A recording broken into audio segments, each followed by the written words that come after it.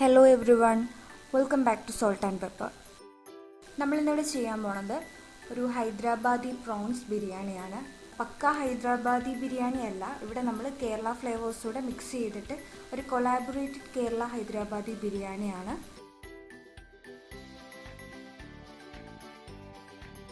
ആദ്യം നമുക്ക് ഈ ചെമ്മീൻ ഒന്ന് മാരിനേറ്റ് ചെയ്തെടുക്കണം. അപ്പോൾ നമ്മളിവിടെ ചെമ്മീൻ കഴുകി വൃത്തിയാക്കി എടുത്തിട്ടുണ്ട്. ഇനി അതിലേക്ക് മഞ്ഞൾപ്പൊടി,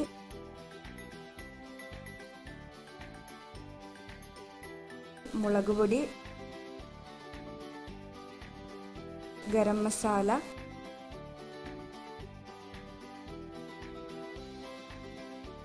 ഇഞ്ചിയും വെളുത്തുള്ളിയും കുഞ്ഞുള്ളിയും പച്ചമുളകും കൂടെ ചതച്ചെടുത്ത പേസ്റ്റ്, ഒരു 2 പച്ചമുളക് അരിഞ്ഞിട്ടത്, മല്ലിയില, നമുക്ക് പുതിന ഇല വേണമെങ്കിലും ആഡ് ചെയ്യാം. പുതിന ഇല്ലാത്തതുകൊണ്ട് നമ്മളിവിടെ മല്ലിയില മാത്രമേ യൂസ് ചെയ്യുന്നുള്ളൂ. പിന്നെ സവാള ഒന്ന് നമുക്ക് വറുത്തെടുത്തത്, അതിനെ പൊടിച്ച് വേണം ഇതിലേക്ക് ആഡ് ചെയ്യാനായിട്ട്. പിന്നെ ഒരു നാരങ്ങയുടെ നീര് പിഴിഞ്ഞൊഴിക്കണം. ഉപ്പ്, തൈര്, ഇത്രയും കൂടെ നന്നായിട്ട് മിക്സ് ചെയ്ത് ആണ് നമ്മൾ മാരിനേറ്റ് ചെയ്ത് വെക്കുന്നത്.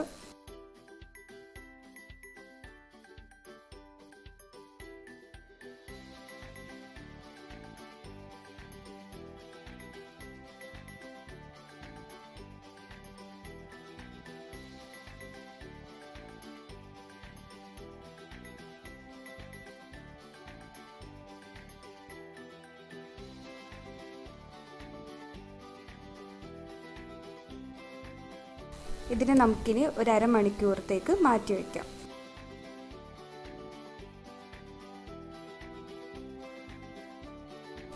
നമ്മൾ വെള്ളം വെച്ച് തിളപ്പിച്ച് അതിലേക്ക് ഉപ്പിട്ടാണ് തിളപ്പിക്കുന്നത്. പിന്നെ അതിലേക്ക് ഏലക്ക, ജീരകം, ഗ്രാമ്പു, ക്ലോവ്സ്, കറുവാപ്പട്ട അങ്ങനെ തുടങ്ങിയ നമ്മുടെ സ്പൈസസ് എല്ലാം, പിന്നെ കൂടെ എക്സ്ട്രാ ആയിട്ട് മസാലപ്പൊടിയും മല്ലിയിലയും കൂടെ നമ്മൾ വെള്ളത്തിലേക്ക് ഇടുകയാണ്.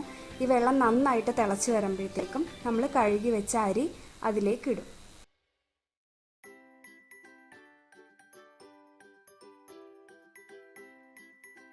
റൈസ് നമ്മൾ ഹാഫ് കുക്ക്ഡ് ആക്കിയാണ് എടുക്കുന്നത്.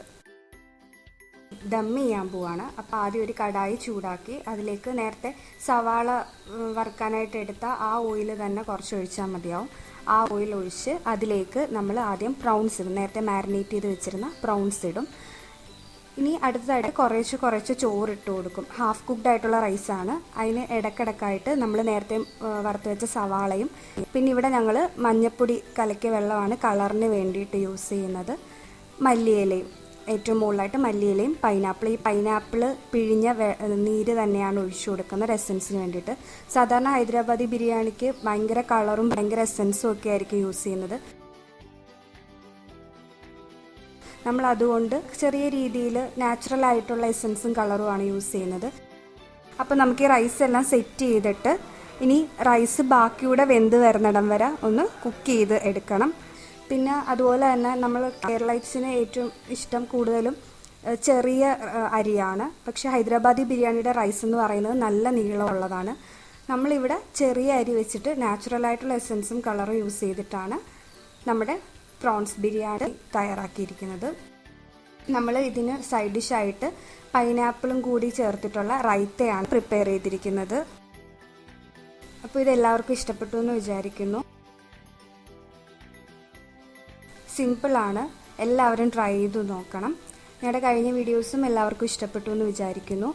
ഞങ്ങളുടെ വീഡിയോസ് ഇഷ്ടപ്പെടുകയാണെങ്കിൽ ലൈക്ക് ചെയ്യുക, മറ്റുള്ളവർക്ക് വേണ്ടി ഷെയർ ചെയ്ത് കൊടുക്കുക, നിങ്ങളുടെ അഭിപ്രായങ്ങൾ കമൻറ്റ് ചെയ്യുക. ഞങ്ങളുടെ ചാനൽ ഇതുവരെ സബ്സ്ക്രൈബ് ചെയ്തിട്ടില്ലാത്തവർ സബ്സ്ക്രൈബ് ചെയ്യുക.